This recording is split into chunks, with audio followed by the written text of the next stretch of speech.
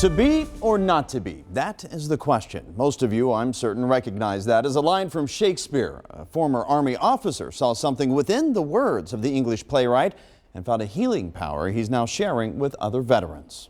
I'm going through these Shakespeare plays and I'm finding a veteran in every single play. Not just the tragedies and histories, as one might imagine, but the comedies, the romance. Stephan Wolfert spent 6 years in the Army. Sparks fly from the barrels. Dum, dum, dum, dum, dum. On stage, he tells that story. Oh my good Lord, why are you thus alone? While at the same time weaving in centuries-old words of Shakespeare. And you might have the same question I did.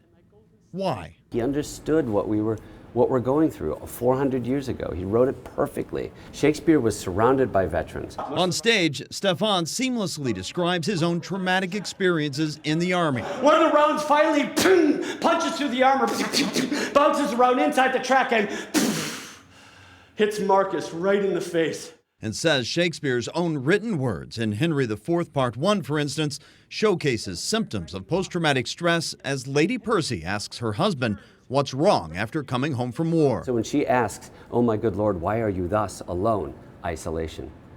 Why have you lost the fresh blood in your cheeks? The faint, the gauntness. Why, in thy faint slumbers, I by thee have watched and heard thee murmur tales of iron wars. Cry courage to the field. She's describing night terrors. Instead of mounting barbed steeds to fright the souls of fearful adversaries. Stephan says his healing process continues as he performs, and he even uses Shakespeare in classes to help other veterans through their own post-service journey. That's where I came up with the term decruit, because I had a recruiter that helped prepare me for life in the military. The military wired me for war brilliantly, because that's their job, but when I got out, there was no decruiter to help prepare me for life after the military or to unwire me from war.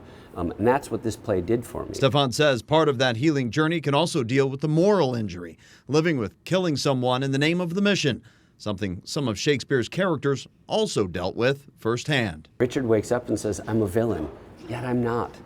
Fool, of thyself speak well. Fool, do not flatter. And he goes on to have a almost schizophrenic argument with himself about which am I? And Shakespeare allows us to be both. So what I hope that veterans will get from this is that I'm not alone. Cry Havoc is the name of Stephan's one-man show, and it is tonight at the Cincinnati Shakespeare Theater. Veterans receive free admission. His wife is also performing another original show entitled She-Wolf, which plays on Tuesday night at the same theater. For more information on tickets and the shows, check out my Facebook page, McKee WCPO. As always, if you have a veteran-centered story in your neighborhood, email Homefront at WCPO.com.